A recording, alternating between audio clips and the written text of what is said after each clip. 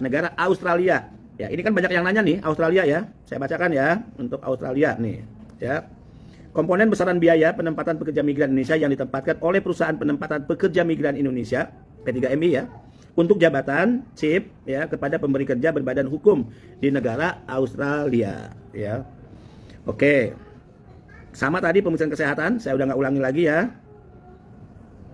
Kemudian medical check up lah ya, pemeriksaan kesehatan itu ya. Oke. Kemudian oh ya, ini Australia nih untuk pemeriksaan kesehatannya agak tinggi. Karena ada yang diatur oleh kita, ada yang diatur oleh Australia. Pemeriksaan kesehatannya 3.070.000 ya. Pemeriksaan kesehatan Indonesia medical check up-nya itu hanya 670.000 sama, tapi Australia mensyaratkan pemeriksaan kesehatan untuk mengajukan visa yang dipersyaratkan oleh Australia dengan biaya tertinggi sebesar 2.400.000. Jadi total ya 3.070.000. Pemeriksaan psikologi sama ya, saya nggak akan ulang lagi, 550.000. Paspor 0 rupiah.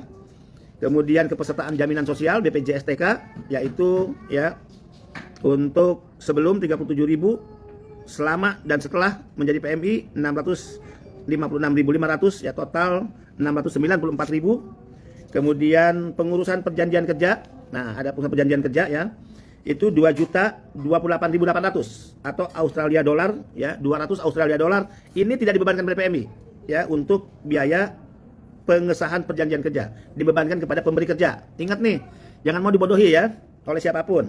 Kemudian surat keterangan SKCK tadi sama ya, 30.000. Kemudian visa kerja. Nah, visa kerja nih ya.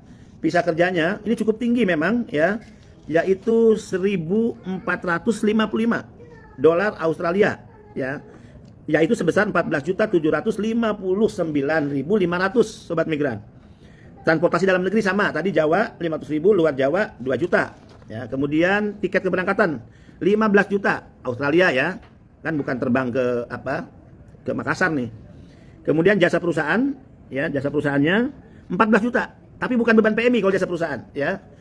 Yaitu 4.500 dolar Australia, yaitu 45.648.000 dibebankan kepada pemberi kerja. Jadi keuntungan perusahaan yang memberangkatkan kita dari Indonesia, dia untung karena diberikan jasa perusahaan sebesar 45.648. Jadi perusahaan itu nggak harus nyolong lagi dari PMI, nggak harus nekan lagi dari PMI, nyari keuntungan atas nama kerakusan lagi dari PMI.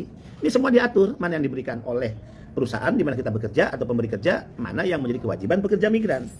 Jadi kalau begitu, berapa total yang dibebankan kepada pekerja migran yang akan berangkat ke Australia tadi? Totalnya 21.603.500. Itu aja.